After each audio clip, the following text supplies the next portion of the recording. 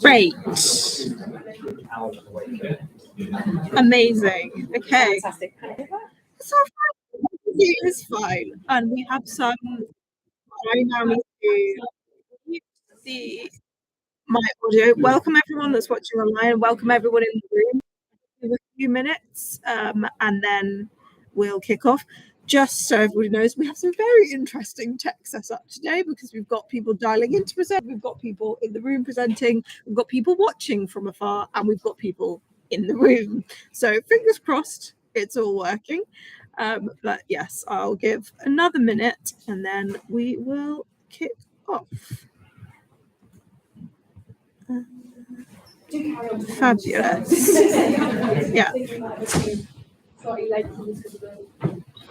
Yes.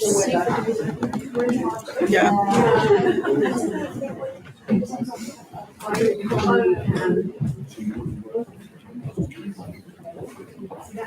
And just so you know that when you speak, the owl will be very confused right now because there are multiple different cameras that will be going around the room.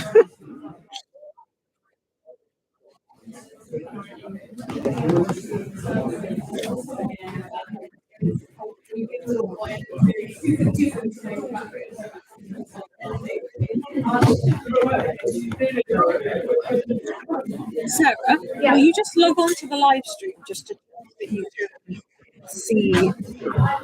Because obviously I can't have the live stream. Go to the sustainability team channel. Right to sustainability. That's the Cambridge University Sustainability team.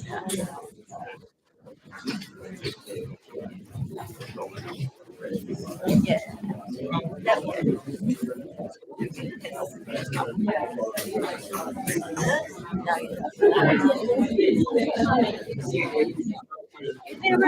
How exciting. See Charlie. And they can hear us. Amazing. Great. Yeah, I was checking what they were saying. This is so meta. I really don't enjoy this. This is very weird. I don't like it. Thanks, Sarah. I think we should kick off. Welcome, everyone. Thank you for coming today, and thank you for everyone that is online.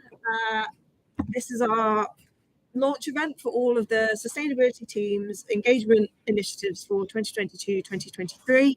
We're going to start off with a welcome from the lovely Rachel, and then Sarah will be talking to you a little bit about our strategy and where we're going as a sustainability team over the next couple of years.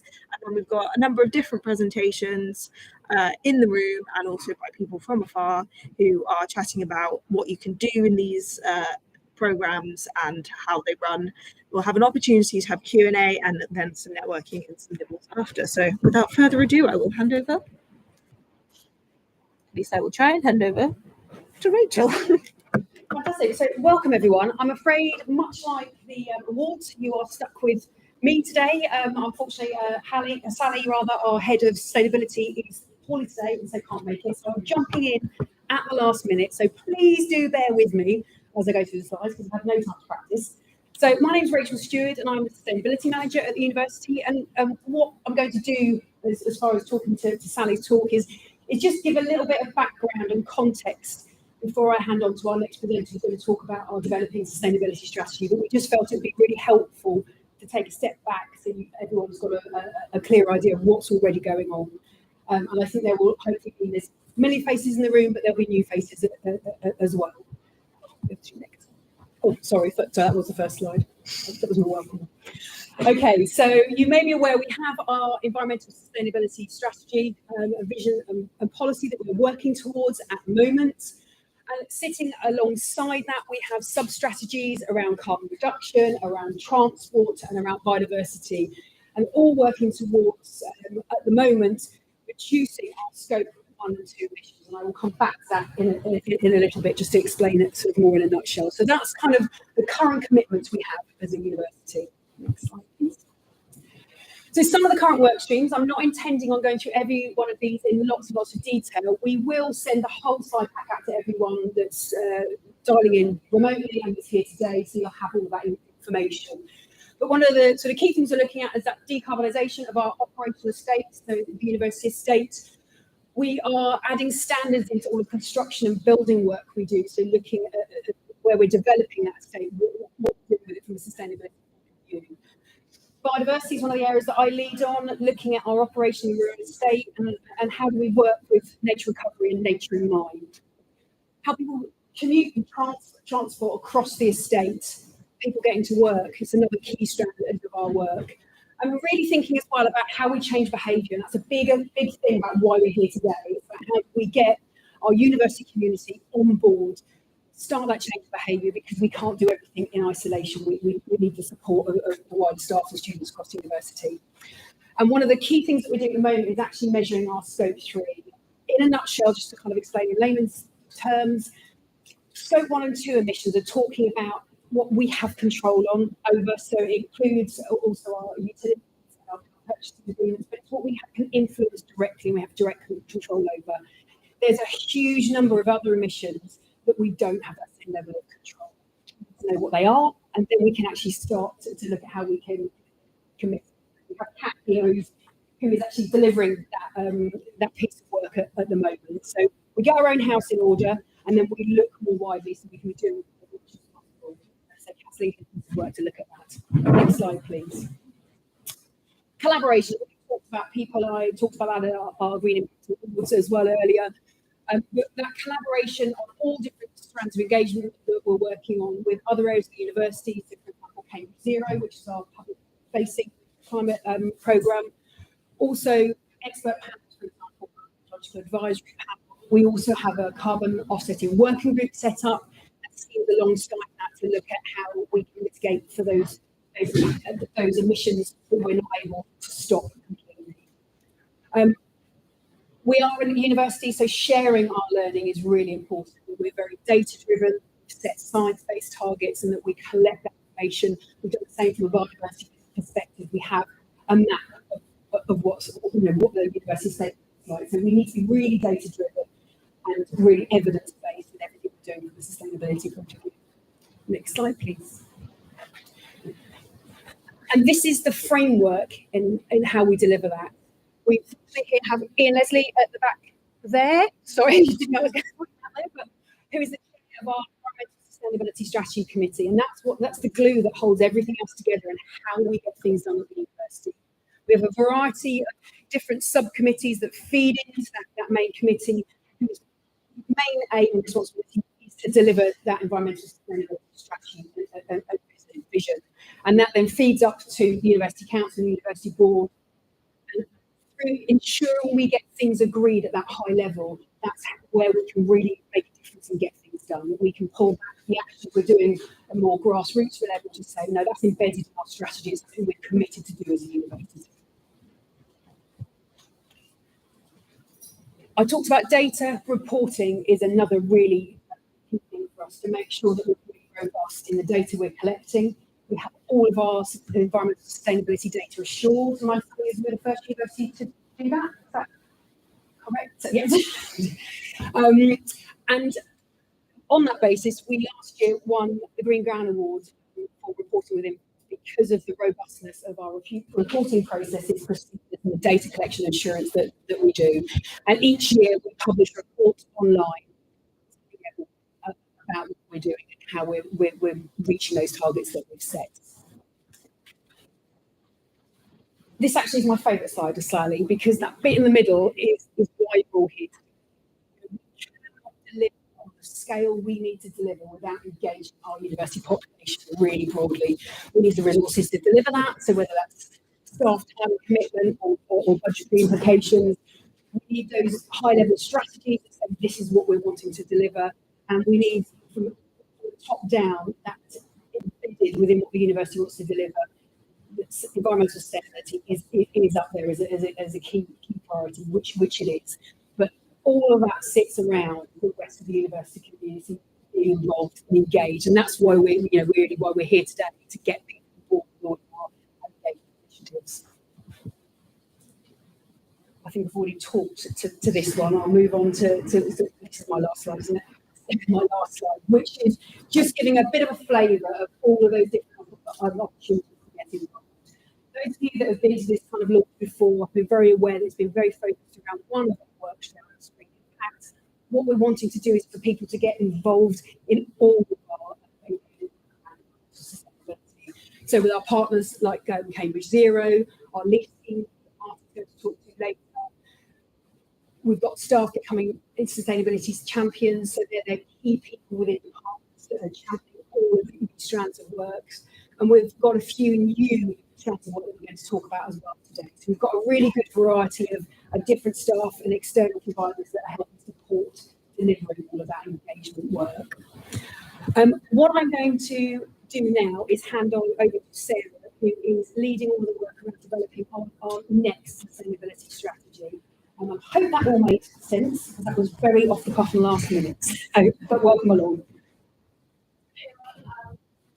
As Rachel said, my name is Sarah, and I'm the Sustainability Strategy Assistant for the University.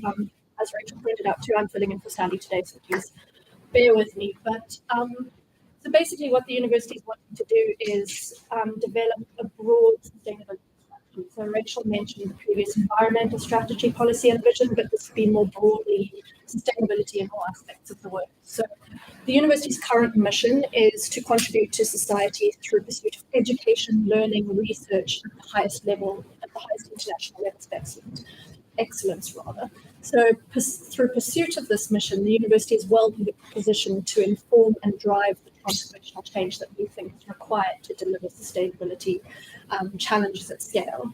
So with this in mind, all aspects of sustainability are going to be covered in the new strategy. So that's human and social sustainability, environmental sustainability, as well as economic sustainability. And we are going to align it with the Paris Agreement on climate change, so to limit global warming to 1.5 degrees above pre-industrial levels, as well as a broader alignment with the UN Sustainable Development Goals. So that really allows us to bring in all aspects of sustainability. So we're actually working with Cambridge Institute for Sustainability Leadership on this, and they really provide that expertise in engagement as well as various sustainability practices and leadership potential that we have through that. So next slide, thanks, Evie. So this is our proposed sustainability strategy timeline. And I think the main message that I would like to portray through this are the opportunities for the wider university community to get involved, because we don't want this strategy to be an isolated document that the sustainability team or the university itself, the higher ups, whatever it may be, create. We want it to be a document that's created in collaboration, co-created with the entire university community. So we're currently in phase 1, which is engagement, and we're entering into a process of a variety of different engagement opportunities at the moment, including interviews, workshops, focus groups, and a green paper. Briefly, at the bottom that says, where the asterisk is, that the green paper is a document designed to elicit feedback from the university community in order to guide development of the sustainability strategy.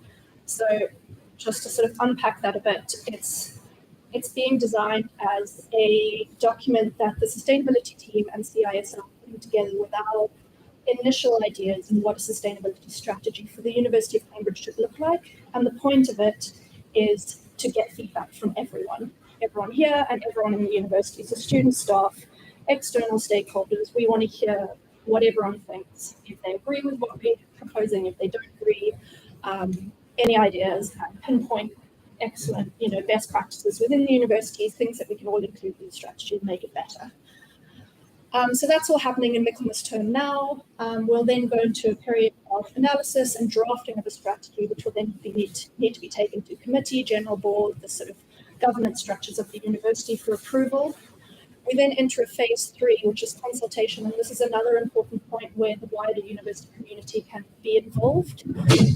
So once the proposed strategy is approved by general board and council, it will then go back to the wider university community for comment. So everyone will have a chance to read through the document and have their say.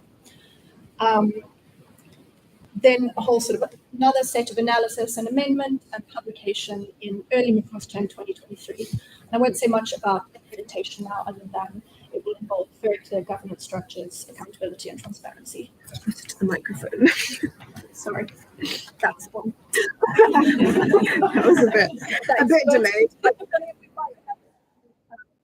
We've got some so sound issues, I think. Oh, was that an issue? Aha! Could I be Okay. heard? Bear with us for a second. Let's see. Sorry, I should phone too. I don't think so. We're using the owl. We shouldn't be on mute. Do you want me to log in? Start doing anything? No. So it's using the laptop mic instead of the owl. Okay. Okay. Well, we'll try and make sure that if anyone's speaking in the room, they need to we'll just have our next presenter very, very close and hope everything works fine. Okay. So before we had our slight technical hitch, I was about to basically give the introduction that I have already kind of given, just what today's going to look like, hopefully that people can hear and see. So we're going to have a couple of presentations online in the room from our different programs. I'm then going to talk a little bit about the work we're doing on some student stuff, and also I can see a number of our sustainability champions here, so you kind of already know what that is, but we'll have a chat about it. And then we'll also be presenting our pilot of local sustainability plans. And then we've got an opportunity for you to ask any and all questions for our presenters in the room and our presenters that are dialing in. And then in that room, but hopefully probably going around that way instead of underneath that, is some nibbles and an opportunity for you to ask any other more specific questions and just chat to each other. So I'm now going to hand over to Rachel Sober from SOS UK to talk about Green Impact. And I am going to be controlling the presentation. We really hope so. Speak loudly, Rachel, because we have some sound issues because we've got different inputs and outputs. Okay, just tell me if I'm too loud or too quiet. I don't want to be screaming at you all, but how do I? That's okay for me. Our live stream might be a different case, but we'll go with it. And just to say for everyone, we will be sending out all the slides afterwards. So if there is a problem, you will get the information and it will be fine. And I will not have exceeded my profile storage space. So without further ado, I will hand over to Rachel. I'm joining live from Leeds, so it's great to have this hybrid event that allows me to travel all the way now. This is great. I'm Richard from SOS for Sustainability, and we run the Green Impact Programme nationally, and obviously support it to run at Cambridge. And so maybe you could tell me, I can't do it, but maybe a short who has previously been involved in Green Impact and could raise their hand, and we can see a kind of percentage of the room that's been involved before. I would say a vast majority of the room. Okay. I'm going to go to basics, but the slides every day will be sent out to give an overview for anyone who is new. So we'll start with a reminder of what Green Impact is. So Green Impact is our change and engagement programme to help teams tackle the sustainability issues within their area of work. And obviously really importantly, recognizing taking those steps and making an impact. Teams work through a set of positive sustainability action using some of my toolkit to guide and track progress. And we take that holistic view of sustainability, so lots of it will be focused on environmental sustainability, but try and include that social sustainability as well, and all about collaboration across the university to create that meaningful change. And some of you may know, but lots of people don't know that it actually started as a student idea in 2006 at Northumbria University, and has since grown into this international UNESCO award-winning programme. So I think it's nice to reflect on how far it's come, and thank you for being part of that journey for a long time. So it's led by SOS UK, National Students Organising for Sustainability. We're an education charity focused on sustainability, and we run programs to create that positive change here and now. So reducing carbon emissions, improving social sustainability with students and staff across campuses, as well as national systems change campaigns to deliver long-lasting shifts to the education system. So you might hear about us through Green Impact, but you might also see us popping up elsewhere in the work around sustainability. Next slide, Susie, for the national impact. So again, I think it's not just happening locally on campus, but actually there's a huge national impact. So last year, more than 455 organisations use the Green Impact model. We have more than 1,000 teams, 740 students receive training and development opportunities, and we engaged in 60,000 people through that work and implemented more than 25,000 sustainability actions. So it runs in sectors, not just universities, but healthcare, research institutes, local councils, and it's got a really big reach to be part of. And then on to the local engagement, so what's been happening locally last year? We had a huge 57 teams part, 334 people led those Green Impact teams, with 49 Cambridge students involved in volunteering, with reaching 5,000 people and more than 2,000 actions completed. And since it was launched in Cambridge in 2012, 150 teams have participated and more than 20,000 positive sustainability actions have been taken. So if you need any convincing or if you're trying to get more confidence involved, why should you take part in Green Impact? Hopefully, one of the most important reasons is to make that tangible impact on the environment and society, but also supporting the university's wider sustainability ambitions, professional development, learning opportunities. You get recognised as a Green Impact Award. There's the potential to save money, resources, and also the potential to take some of the tips home into your home life as well. You get to share good practice and also responding to student demand. 80% of students want their institution to do more for sustainability. So Green Impact is one way that we can respond to that demand. So how it works, there is a full FAQ guide on the toolkit, so I won't go too much into depth, but just a quick run through that we have the programme cycle. So we are at the start of that cycle, we've had our validation over the summer. We're hoping to get lots of teams involved this year. We've got our course today, obviously. Then over the year, we'll support you to work through your Green Impact Award. Before you submit your toolkit, and everything you've been able to do over the year by 28th April, followed by our student-led audits in early May. And of course, celebrating Happy Awards event, which is going to be exciting in June 2023, followed by more feedback evaluation. So the toolkit has different themes that cover different areas of sustainability. You can do that action based on your own sustainability priorities, the nature of your team. You don't have to start from the beginning, work through them in the order that makes sense for you. They're designed to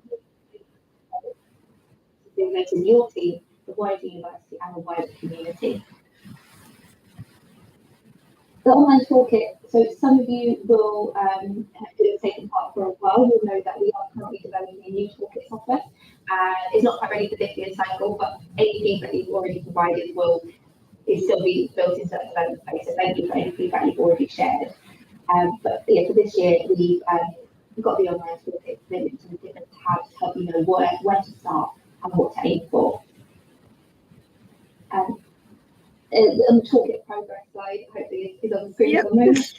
Great, we're on track. So amongst the pieces of action, you write a comment to explain how you've approached it, upload any relevant evidence such as photos, screenshots, social media posts, and click the done radio button on each action. And crucially, save your changes, always save changes. You'll be pleased to know that an auto-save feature will be in the new system, which has been requested. But for now, do make sure to save your changes and then your progress is lost. And yeah, each action also has a points value as well. Getting your award, so you can get a bronze, silver, gold, or platinum award based on how much you complete. And the impact and effort of your action. So I won't go through the different thresholds there, they are linked on the toolkit, so you can refer back and work out how close you are to the next award level. But it's a cumulative process to obviously platinum is meant to be the real golden platinum standard for sustainability. We have also got excellence projects, so for teams who would like to focus on the impact of the project instead of the smaller varied actions elsewhere in the toolkit, you can complete a project that you design and implement yourself. So any team who has completed Silver Green Impact Award in the past can do an excellence project. to really encourage you to explore that. There are few bits of documentation to complete so that you can see what your project is. And there is a project tab, an excellent project tab on the toolkit where all the information, all the links to the templates are to help you with that process. So if you still need some convincing, participants are recognised through Green Impact. So Green Impact team members and student auditors will receive a digital badge to showcase personal and professional development associated with their roles. And all award-winning Green Impact teams receive a Recycled Slate award to display in their department as well. And hopefully some of you won those last year. Don't forget the special awards, really important. To nominate yourself or others, a colleague or a student for the special award. And these are categories outside of the bronze, silver, gold, platinum framework to just recognise those going above and beyond. So don't be afraid to nominate someone, and don't be afraid to nominate yourself as well. There are 5 categories, and everyone who wins at Cambridge goes forward to the National Green Impact Awards or international, if you actually with our colleagues in Europe and Australasia. So prestigious, and please do nominate yourself under the special tab in the toolkit. So a couple of things, 2 last things to go through. What's new this year? The new for 22-23 is as a result of feedback and comments last year. There are a few changes. The explicit actions for working from home have been removed from the toolkit, but lots of actions can still be completed by remote workers. Some goal actions have been made more ambitious, and a few high scoring criteria have been given a sliding scale to reflect partial completion. That should help if that's a bit too ambitious. We can still get recognised for partial completion. It will be clear in the toolkit which ones those are. Criteria have been mapped against the sustainable development goals as well, so you can see how what you're doing locally and you contribute towards the international framework for sustainable development. So again, there'll be the icons in the action so you can see that. So first steps, next steps, how you get started. Register your team on the Green Impact Toolkit or log back in if you've had a team before. New colleagues can join at the toolkit. The registration code is 71. Gather interest in your team, try and get new people involved, as many people can join your team and start working through the actions with you. We'll be in touch with support and guidance, so keep out an eye out for applications, and you have until the 28th of April to complete as many actions that you can to keep you on track over the year. So that's it from me. Susie, can I hand back over to you? Are we doing questions? Can indeed, yes. We'll have questions from one. Thanks, everyone. Thank you, Rachel. And we have that very stupid photo of me, basically, in the corner from our awards in June.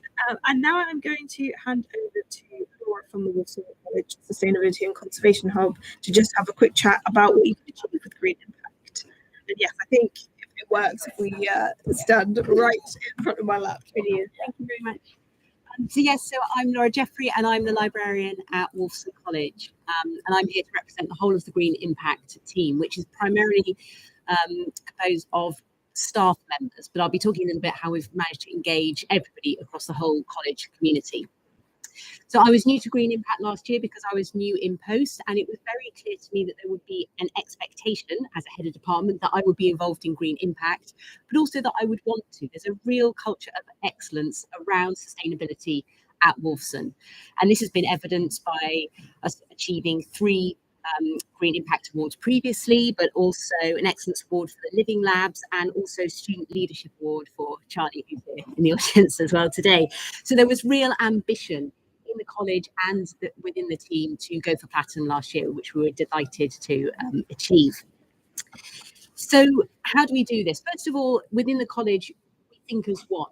So we're really fortunate to have support from the senior management team in college and from the fellowship as well, in terms of making sustainability a priority. It's one of our 8 strategic aims, and the committee meet very regularly. And so we have this kind of scaffolding off which we can hang all the initiatives that take place in college. But we also have a huge amount of enthusiasm, a grassroots enthusiasm from our student body as well. And there are a bewildering number of events that are continually being run that, again, we can put into this scaffolding that the college senior management team have put together for us. Inevitably, it's a lot of the staff that end up driving forward the workbook. For those of you who've been involved before, you'll know that it requires your kitchens, your housekeeping, gardening, maintenance teams. Those are the people kind of on a day-to-day basis who can make some of these changes. So there needs to be a kind of culture in which it fits, but ultimately somebody's got to make those changes. So the staff drive it forward, but that's really easy to achieve when you're pushing on open doors, when you're asking for extra money to make changes, when you're trying to make sweeping changes, say to the student bar. And we're really fortunate this year, we've got rid of all our disposable cups in the student bar, and that was really supported by the students, but then also by catering as well. So not only do we think as one, though, we act as one. And so I think very importantly, the team come together when it's not workbook time. We come together regularly every month. We're talking about these issues continually. And as you'll know, some of these changes take ages to put in place. If you're going to bring in new cleaning fluids, or you're going to make all the food that you source sustainable as well, then it's going to take months and months to do that. So you can't just be reactive. You have to be proactive with the work, but you've got to be looking ahead continually and thinking about what it is that you can actually change. But also that we kind of physically work together as well. And I think one of the most successful things we did was when we met online one time. We had a Teams meeting and we brought up the workbook and literally went through step by step and said, right, what have we got here? How can we evidence this? And as I say, because we're constantly working towards things, this wasn't about somebody suddenly having to go off and come up with a new initiative. We were simply seeking ways to demonstrate what we were already doing. So someone might create a poster that we need to prove that actually we're really pushing using recyclable water bottles throughout college, but we hadn't actually said that explicitly, so we needed a poster. We might need an email from the IT department to demonstrate that all our computers shut down after 15 minutes, and we could do that step by step because we were all in the same meeting together. So we could go out and take a photo of the recycling bins, all those sorts of things, and it worked really, really well working together all the time. And it stops it being an obligation then. It creates quite a buzz around it if you've got this culture within the college or within your department. And then finally, kind of, why do we do it? And I think, as Rachel said, it's actually about changing our practices. It's about being able to take things home. So for staff and for the fellows, you can take these actions home, you can implement them. But for our students particularly, we want them to take these actions and this way of life, this sustainable way of life that we're promoting at Wolfson, to wherever their new home will be after they've left university. And we're quite proud of the fact we have over 100 nationalities represented at Wolfson. And so for us, knowing that this message is going out there after people leave college is really, really important to us. So ultimately, yes, communication is a huge priority so that you can get people on side, but also so that you can celebrate the successes as well. And I think that creates this narrative throughout college that this is a really positive thing and it's supported at all levels.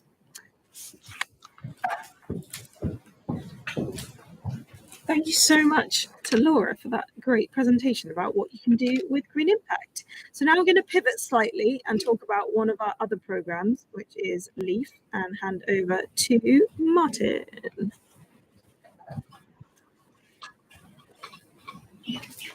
Hello everyone. Yes, I'm Martin Howes. I'm the Assistant Carbon Manager here at the university, and sat within that remit is all things sustainable labs. So I'm here today to talk to you a little bit about one of the other tools that we have available, one of the other strings to our bow, if you like Green Impact is another one, but this one specifically aimed at laboratories. So LEAF, the Laboratory Efficiency Assessment Framework. I always forget what the acronym stands for because it is a wordy one, which is why I just always call it LEAF. So it's a really powerful tool that we now have available for making improvements to laboratories, the spaces of the laboratories and the operations within laboratories that reduce the carbon footprint of them. We currently have 17 groups signed up, although it is a new-ish tool. We had officially, it's been going one full year now. So we've got 17 groups currently signed up, and we're looking for more to get on board over the course of the coming year. The first awards were given, if any of you were at the previous awards back in June. Those are the first awards through the LEAF scheme that we've given at Cambridge. So that's been very exciting. And they're clear badges of intent and achievement. LEAF as a wider construct is growing quickly, actually. It's now a proven internationally accepted tool across the higher education sector and increasingly beyond to wider public sector across Europe now too. So dozens and dozens of institutions across the UK are now picking this up. And that's that's really helpful in terms of what the accreditation then means, because you get this kind of swell, you get this kind of spiral effect, and that kind of snowballing in a positive way. So it's the crux of it, compared to the likes of Green Impact, is that it's developed by lab specialists specifically for laboratories and some of the further complications that they may face, and obviously the need to be flexible, bearing in mind the wide variety that you would find between any different lab, across any different department, across any different building, across this massive university. So it provides a flexible framework for lab groups to make alterations in their spheres of influence and be confident in the environmental benefits that these achieve.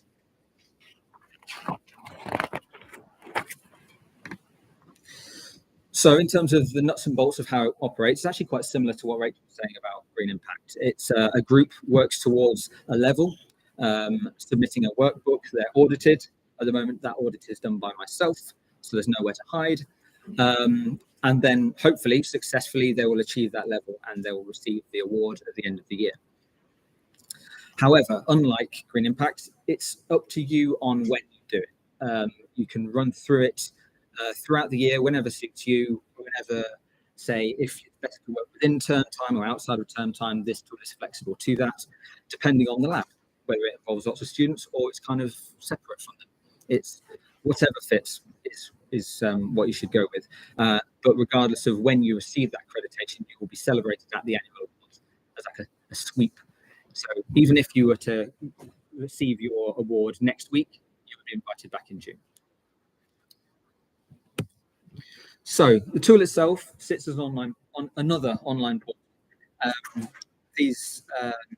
Within that, there are criteria to guide your actions and resources, tips and hints to help you on your way. We also are providing this year Teams and SharePoint support for community sharing, for dialogue and support for kind of inter-team networking opportunities. That's quite exciting. Looking forward to that. But when it comes to justifying your use of Leaf, taking it on as a thing, trying to galvanize support and get buy-in. As I mentioned, this accreditation level is now being recognized widely and increasingly by funding bodies who are ramping up their environmental expectations of the research that they are funding. So the likes of UKRI are running Leaf within their own labs and associated research areas. So that's really exciting. So as well as the badge itself, yeah, you get a sticker to put on your lab door, you get a certificate to put up on your wall, fantastic. Leaf does contain calculators, so it gives you the chance to estimate the energy or the carbon or the cost savings, potentially most importantly, that you are unlocking by the actions that you're taking. That's really powerful stuff. In fact, it's a powerful tool overall. It's really exciting what we can achieve with this. So really, wanting to push this out over the remainder of, over the coming years, but particularly over this coming year. So yeah, I look forward to welcoming you to Leaf. And I'm happy to take any questions afterwards, or find me at the end around Nibbles. I'll be by the table with the food. Thank you very much. Thank you very much, Martin. I'm now going to hand over to our other external presenter, which is Sherry Lee from Net Positive Futures. So can you hear us, Sherry? Fabulous. Yes, you're on screen. And she's now going to talk a little bit about a pilot we've been running called Local Sustainability Plans. Thank you, nice to be here. Even though you're all there, I've been very good at the rate too much about how fabulous that we've got logistics, hybrid events, so that we don't have to travel if there's no need to. I should slides up. They are, don't worry. It's quite challenging doing like this, so let's call it learning. I am the co-founding directors of a small consultancy, Net Positive Futures. We've been working in sustainability for over 20 years, and a lot of those with the universities, but we work with teams, individuals and organisations to support sustainability journeys effectively. Around 2011, we coined the phrase net positive, believing that it was just not enough to do less harm, that there needs to be an equal emphasis on the enhancement of positive contributions. And actually working a lot with universities is the perfect place to talk about that very often the brain print of an organisation, an institution, a university is possibly more significant than its physical footprint, its environmental impact. So the focus has always been on enhance the positive, reduce the negative approach. We have engaged in a very hostile approach, and what we also found is that it's much easier to engage people with something that sounds and feels and focuses on the positive.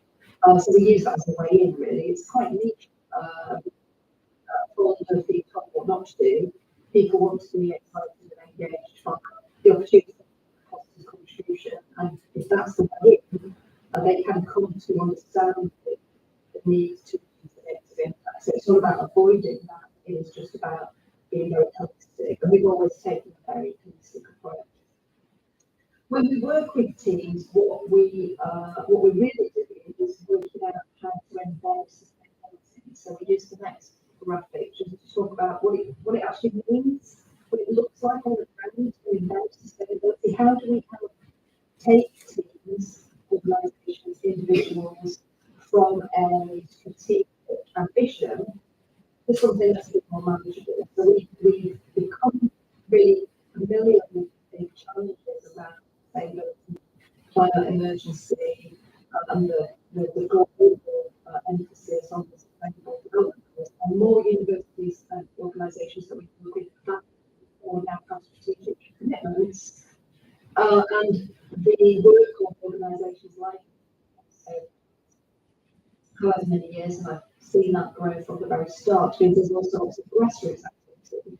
But actually making meaningful all throughout an organisation is a much more significant challenge.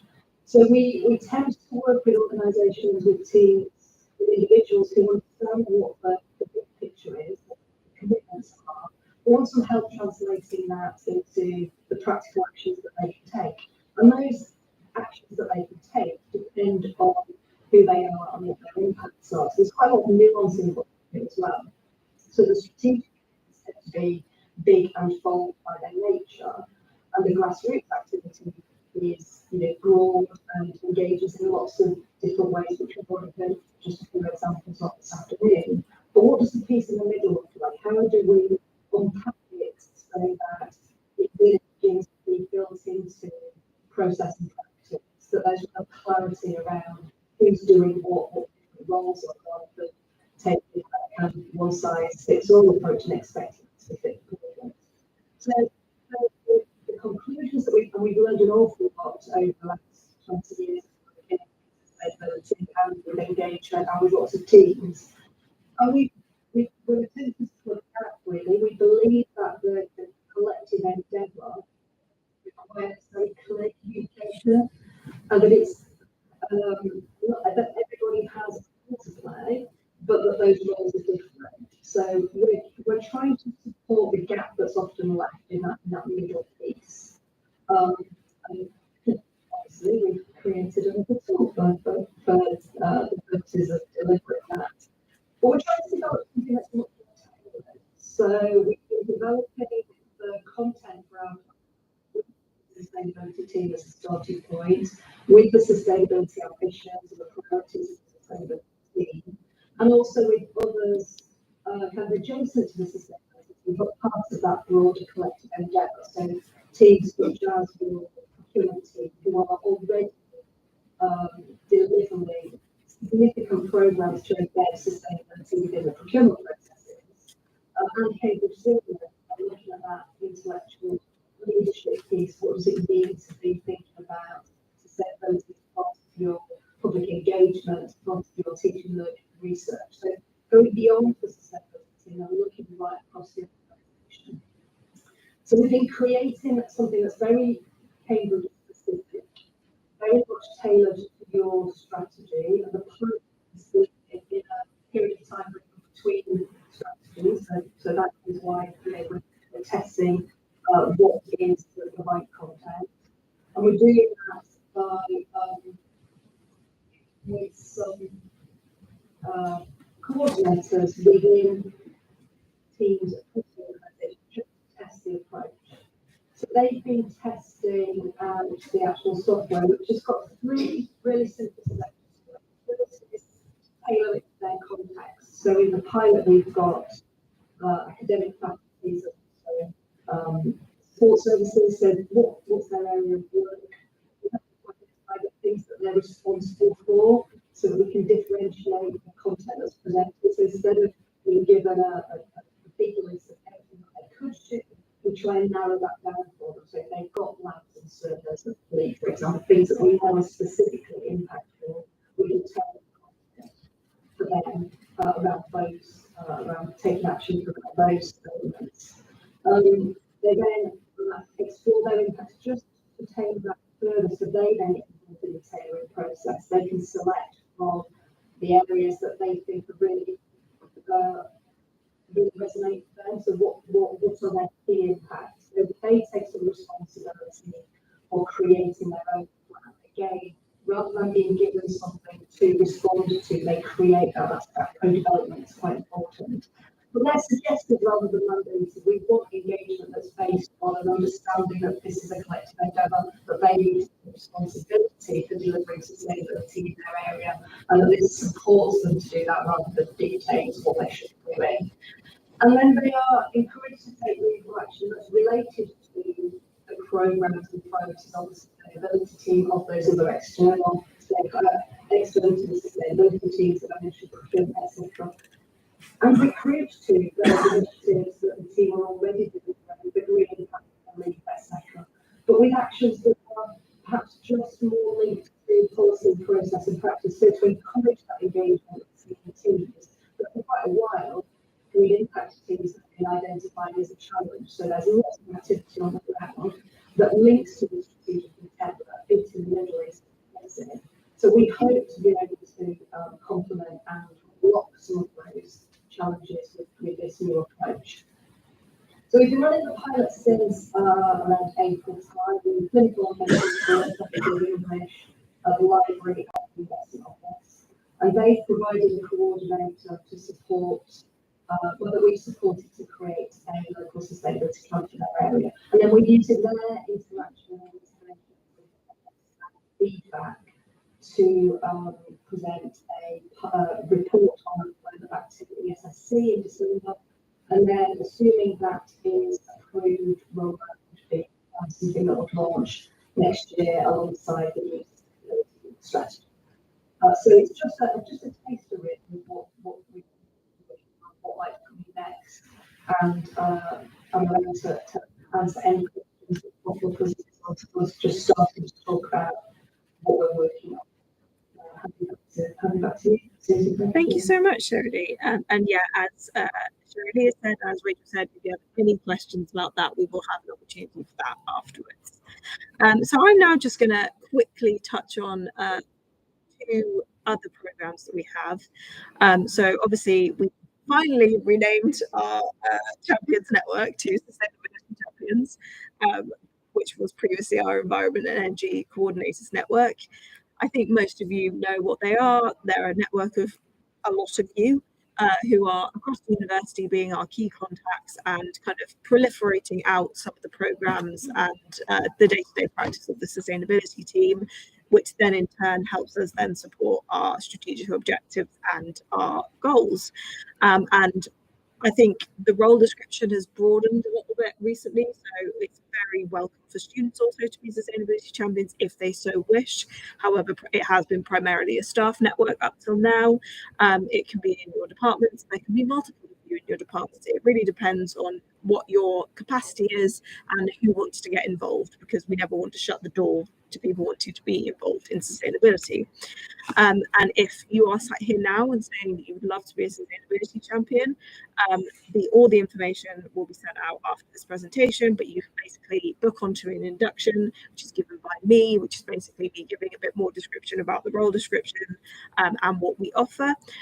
We also have a newly launched Microsoft Teams, which will also be helping to have networking, knowledge sharing and file sharing between Green Impact teams, for LEAF teams, and we'll be rolling that once people have signed up to these new programs in the coming months. And hopefully that should address some of the feedback that we got last year, which is that sometimes it's difficult to see case studies about what to achieve in these programs, and also to chat to each other as well. And something that I'm and my colleagues at Cambridge Zero have also been working on recently is, you will know, our sustainability newsletter Green Lines. We did have a staff and a student version, but very much we're having a higher readership of the staff version. And so I think ideas around how to improve this have been percolating for a while now, but we have now started the process of having a student run, for students by students, sustainability newsletter about what's going on in your departments, in your workplaces, but written by the students, and having that slightly more specific focus. And so at the moment we're looking for participants. So if you have any students in work that you think would be interested in writing for a newsletter like this, please do encourage them to check out Cambridge Zero and our websites to sign up for that. And we'll also be running a competition about what this will be called and what it will look like as well. And the deadline for applications is the 28th of October. And now, finally, for our formal presentations, we have a slide from Ambreen to talk about the EMS. And I will hand over to Ambreen. And I promise I'm not going to take that long. But make sure to speak to this one. Sure, okay. So just wanted to give you a flavor of environmental management system. We have a system in the university from last, I would say about six to 7 years. And what we are trying to do through this environmental management system, which we are trying to get accredited from an external party, is getting ISO 14001 for the university. The system itself helps us to identify any environmental aspects and then how we are going to address it. So we put an action plan together, and we do this by doing environmental reviews. You might have seen us doing environmental reviews with the departments, services and divisions, and anything that needs improvement in terms of any environmental aspect and their impacts. We put an action plan with your departments or your division, and then that action plan kind of embeds through all those initiatives my colleagues have spoken about, like Green Impacts or LSPs or LEAF. You would see all those actions penetrating into all those tools. And we are hoping to get the certification done hopefully next year.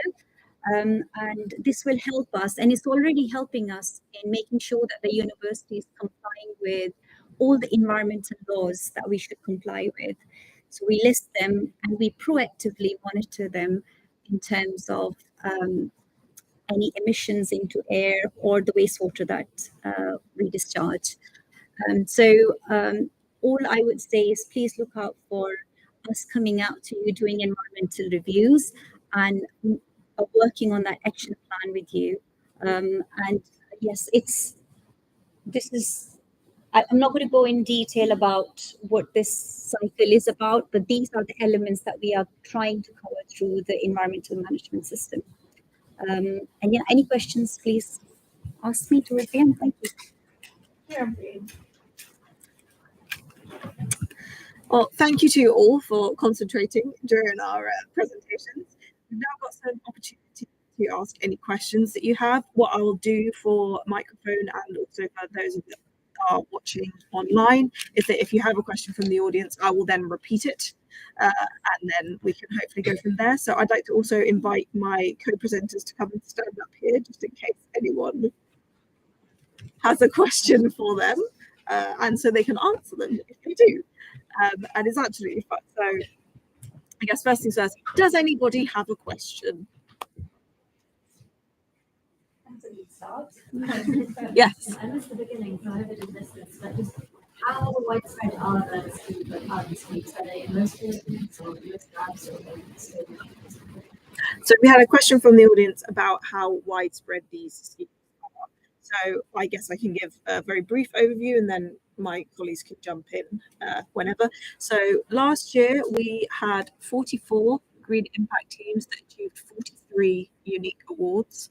And of our colleges, I think we had 15 and 8 of those were gold awarded. How many labs did you have, Leaf? So far we've had 4 accredited across different levels, a few bronzes and a silver, I think, maybe even a gold. But it's a really new program, and we need to ramp up quite dramatically because we've got thousands of labs. And as opposed to Leaf Green Impact, we've been running that at the university for over 10 years now. So it's quite embedded in some departments. Any other questions? Yes. Okay. I just wanted to ask a question about what the system of identifying what are the main carbon emitters in terms of buildings or activity, and sort of has that benchmarking been done, and what sort of reductions have people achieved over the years, and is there some way of identifying what intervention makes a bigger impact from resources projects? So that was a question about identifying what our biggest impacts are and making sure that our projects are addressing those impacts. Would that be correct? Yes. Any of my colleagues like to jump Just want to on that? maybe jump in from Sorry, LSP's point of view. So we've done that for the university scope. We're looking at our scope 1 and 2 emissions. We have our science-based targets, so that's an extremely measurable piece of work that's going on. But from what we're talking about here, the engagement schemes we're looking at, that's part of the reason we've gone down the route of running this LSP's pilot, because the toolkit allows you to put in information and it spews out a bespoke action plan, which will link to where potentially your biggest impacts are. So it'll hopefully make some of those actions much more impactful rather than having a prescribed list of things that you can do from a sustainability perspective. And I've got Ian over there, I think. Actions carried out of individuals or teams or whether they're institutional-based actions. So we can talk about institutional-based ones later. And I'll just, for everyone else who's on the live stream, so Ian's spoken there. It depends on what level we're delivering things on, whether it's at a whole school level, department level, or an individual level. But that's our plan. Everything we're doing from an engagement point of view, we're wanting to ramp up how we can show that it is more impactful. And that's, when I talked earlier about being very data driven, that's definitely the direction of travel.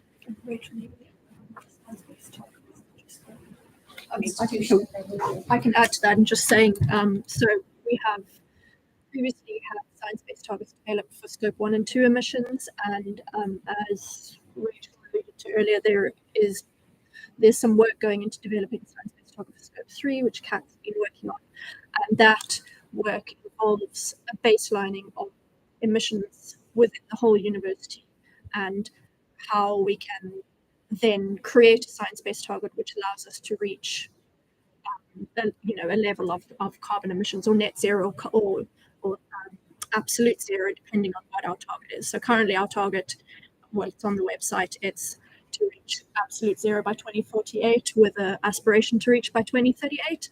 But we're also looking into, at this regard, to wider consultation with the university to develop a net zero target as well.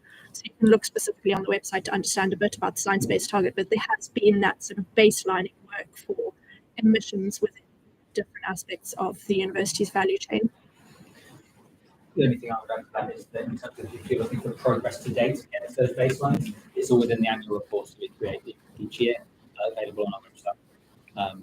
We do this on an annual basis across many different metrics, and impactful case studies are all in there too. And we've got quite a good set of those now to refer to, and potentially we have been building on from in different places. Things that work in some places, we have then looked to expand into other places.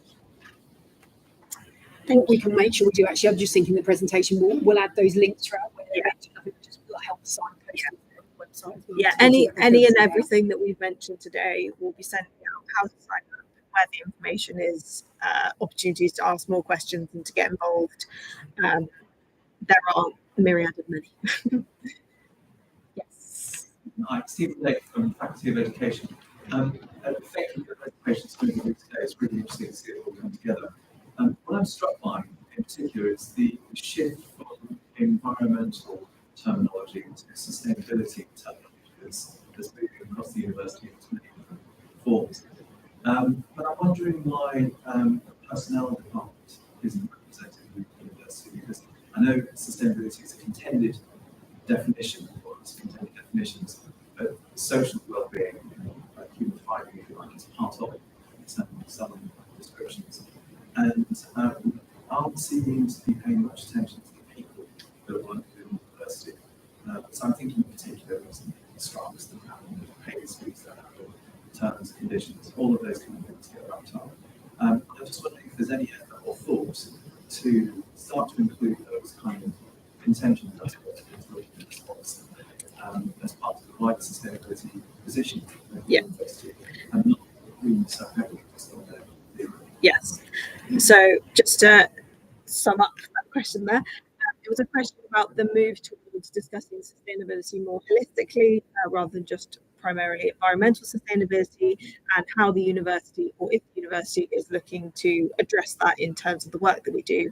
I can answer very quickly on green impact and how that features within them, and then Sarah, you looking like you were going to say something, so I will hand over to Sarah. So from a green impact perspective, there is a section, and for the life of me, I now can't remember what the theme topic is, but looks at that more health and well-being, looking at the person and the personnel aspect. So I think that's why we actually do, even though maybe having pot plants in your office is not measurable when it comes to carbon reduction, it is important for that. I mean, it's a very trite example, but you understand what I mean. Looking at that people aspect, we've got things that are encouraging something that green impact should be, and I'm sure Rachel will agree, is it's about building community within your workspace. This is a scary issue that we're all working on, and I think sometimes it's very easy to feel quite anxious about that.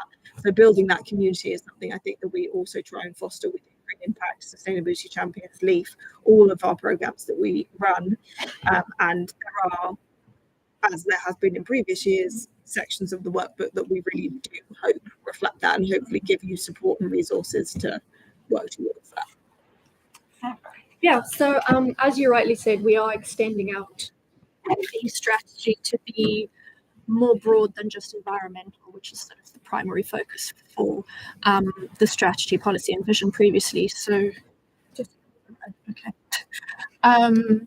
And yeah, we absolutely will include human and societal aspects of sustainability as well. And the whole point of this broad engagement process for the strategy now is that we want people like yourself to come forward to these workshops, to these focus groups, take part, participate in the green paper, and share what you really want to see coming through in the strategy. So I think what I didn't specifically say in my few slides was that these will be widely shared via various comms channels through Suzy and Central Comms, and also we will be regularly updating our website with opportunities for how to get involved in the development of the new strategy.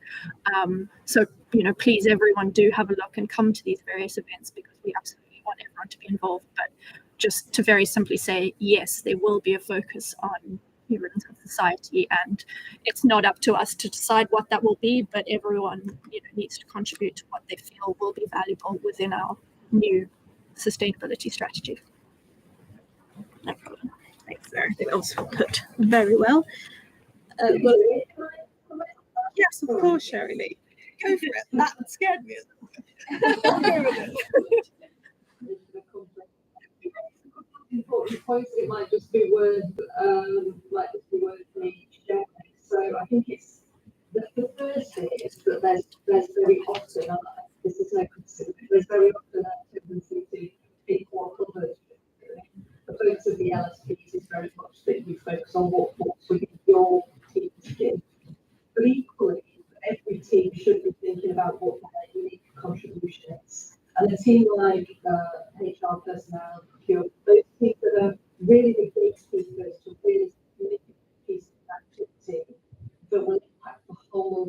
education are absolutely critical to this. Now, some see that coming and get involved nice and early. But your procurement team and lots of procurement teams have certainly done that. It's good. That's helped with that. Others, HR, need to be engaged in order to understand what their role is and that and equally their responsibility and their contribution to it. So it's an absolutely fantastic point, and it's one of the really key elements of making sure that these are much more comprehensively considered across the organisation. So less voluntary. If you want to think about sustainability, something you can do. I'm not sure actually everybody should be thinking about this, and this is how to go about it. And also that really contributions and very significant. So yeah, just wanted to throw that into the pot really. But it's really good point. Yes, Rachel has also asked a question. I'm going to just quickly check what it was. A very, very pertinent point. Sure. Right, Charlie. I was going to say, so I think the green impact started as like a student paper. I think it shifted towards more staff orientated sort of driven activity, not least because it has to impact people.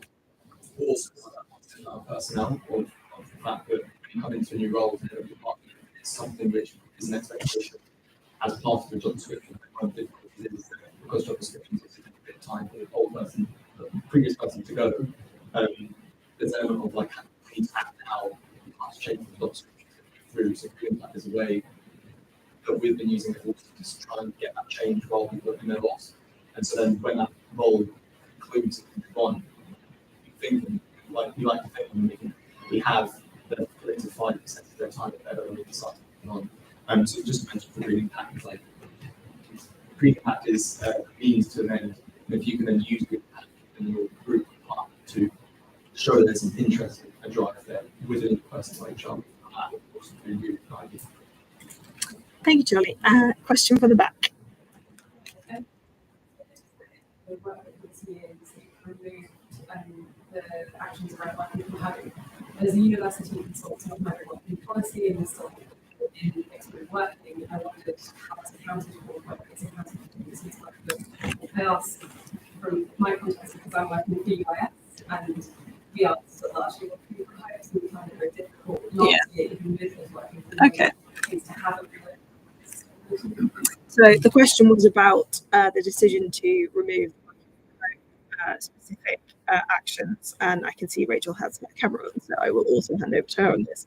I think just the first thing to say is that, as Rachel said in her presentation, we hope that a lot of the actions will be able to be completed while working in a hybrid way, as the university and we all do. Rachel, did you want to jump in on that? Yes, what we're seeing wider nationally is that it is becoming the new normal that people are hybrid working, and lots of people continue to be working from home long term. That we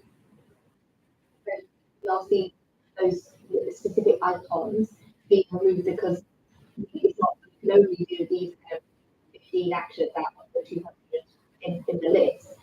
But if you're working from home, it's actually which is easy ways of how all of the actions can be adapted to hybrid working, and rather than saying if you're these are the only ones you can do, because we need to be finding ways that kind of all the actions can be adapted or tried in an innovative way for staff who are fully or partially remote. So it's not can't do any. It's how can we do it all? If that helps. So. Thank you, Rachel. And I appreciate it's difficult to answer a question where you can't see the person asking it. Did anybody else have any questions? Yes. Hi, from Cambridge University Press and Assessment. I'm here today. My capacity is co-chair of the Environment Staff. Just wanted to mention something that is happening in our space, which is we have a group of people who are delivering what we call climate cafes. And these are incredibly well supported by colleagues and staff. It seems to have touched a nerve with people who appreciate the fact that it's a safe space for them to talk about their feelings and how things like the climate, environment, sustainability is impacting their lives in general, not just in the workplace, but at home. So yeah, I just wanted to mention it's really well supported by staff, giving that opportunity to create a safe space to talk. Thank you. That was just for those watching online. That was a question of a discussion point about climate cafes that take place at Cambridge University Risk Assessment. And if you're interested in what that is and how to run one, we had an article on Green Lines a couple of months ago now. So if you go on our website and search climate cafes, all the information should be there. Yes. I have a couple of questions actually. One is, again, the expanding idea of sustainability, but any local social justice is a part of the impact agenda. Like, I'm not an expert, I think what, but like maybe things like, well, it's not just the environment, it's coming from extracting resources. The other question is, do you have any framework for engaging with community and student action groups around sustainability who have taken action against the university and might bring up some of these issues? So a first point to say is that if you are want to know more about student engagement and how we all interact, talk to Charlie afterwards. Sorry, Charlie. And then going for the first question about the broader, not just environmental impact within green impact.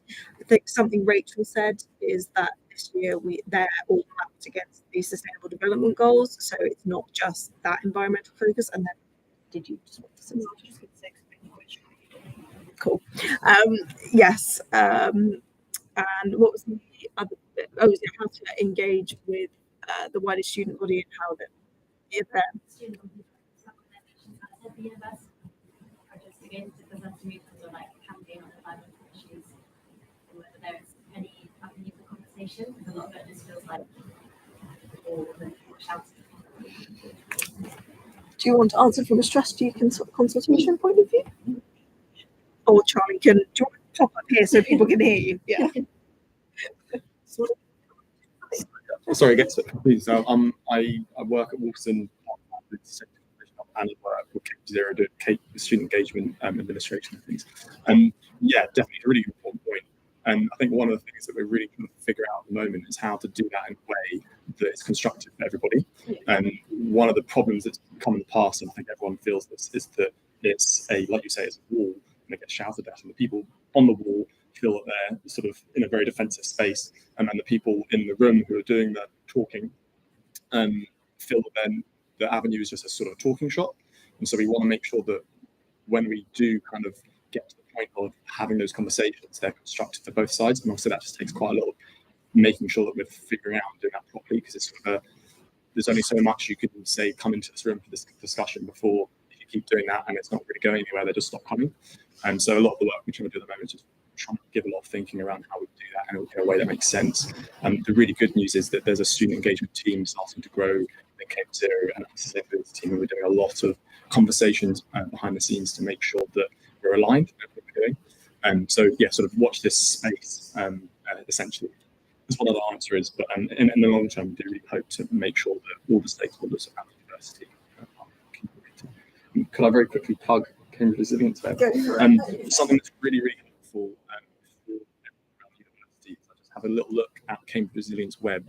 It's been a student thing that also ended up being Cambridge Transition and Cambridge Donut volunteer run.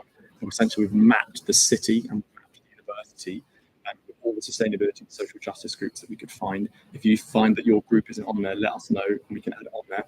And it's a volunteer thing, so everyone's get involved, very welcome to. But just as a really helpful touch point to figure out where the hell everyone else is connected would be a good thing.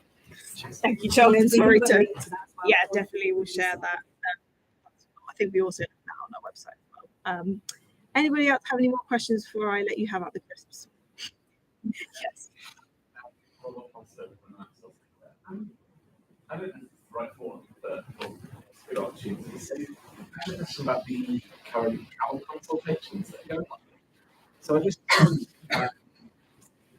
what conversations we had being had at a university-wide level in terms of the future partnership consultation on the low emissions. So our transport and travel team, unfortunately, are not represented. Ian chairs our transport working group, so you might have something to add there. Unfortunately, none of the travel and transport team are here.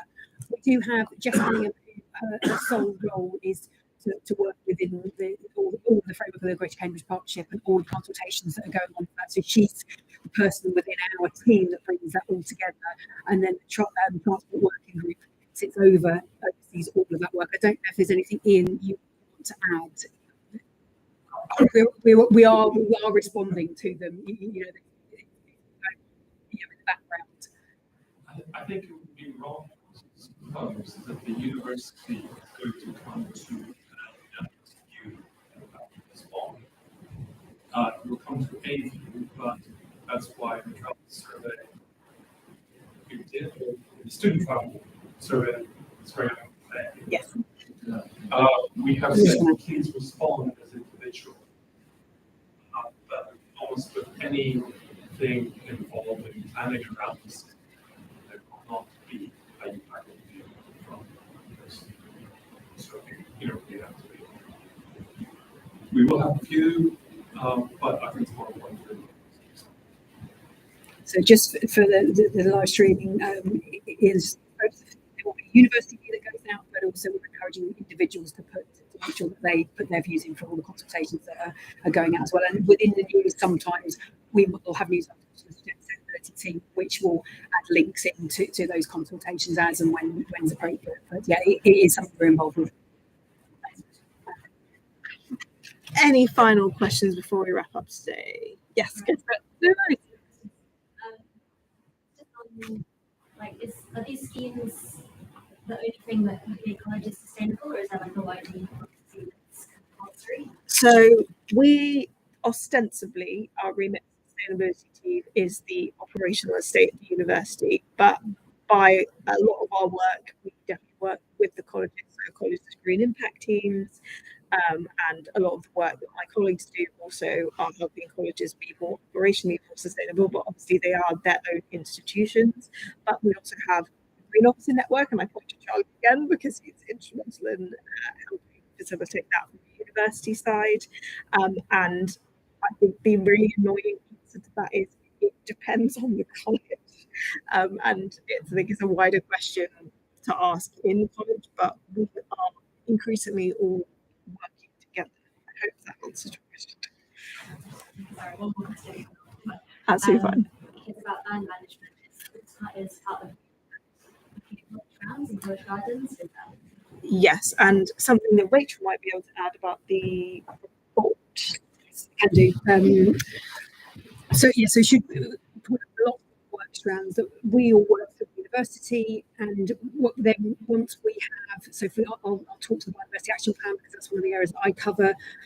Once we've developed the Biodiversity Action Plan, we have a baseline of what the university estate looks like. We have a really great opportunity to then influence the colleges, and that's what we do with a lot of our strands of work. The same goes for our utilities. We have people sitting within our team that are supporting the colleges.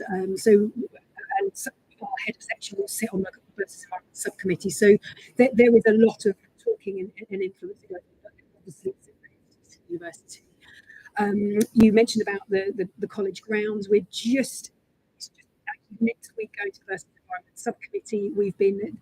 I've had somebody set on our team that has mapped all of the college operational estates, those land holdings, which is enabling us to look on a citywide basis. We have the university land, we have the city council and local nature reserves land, and the college land, and it's a surprising way of the city is within our influence with a few gaps that we can look at, looking at from a biodiversity perspective on a landscape scale, and helping student projects and engaged for change project as well, looking and working with gardeners to start to influence them to work with wildlife in knowledge, basically. So it's another one of our projects.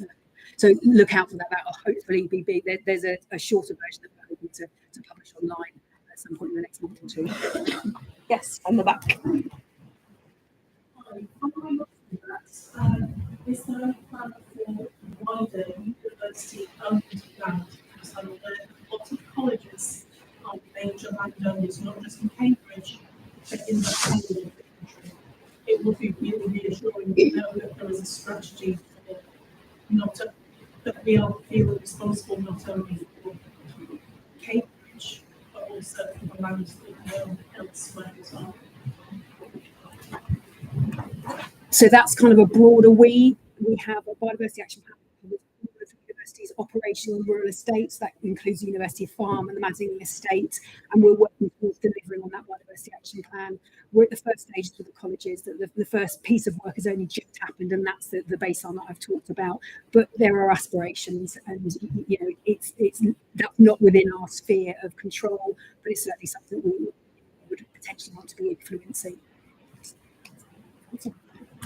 Yes. Just respond to that a bit. So there's a new organisation called Cambridge Land Justice that's just been created. It's actually land, and it's done by some students and some people that we work with. Okay. Any other questions? Or if you do think of any, please feel free to ask any of me and my colleagues online or in the Nibbles and chat afterwards, or send us an email afterwards. Thank you very much to Sherry Lee and Rachel. I know it's very weird being on kind of a faceless Teams call for an hour or so, and we also will have their contact details in the presentation that we'll share afterwards as well. So I will say thank you very much, and I will end this Zoom meeting so you can go and thank you both. Bye now. And I will encourage you all to stick around for as long as you'd like to, get some light refreshment in the next room. I will attempt to raise that screen so you can go through that door. But basically all of that is there. And thank you so much for coming, and thank you for your questions.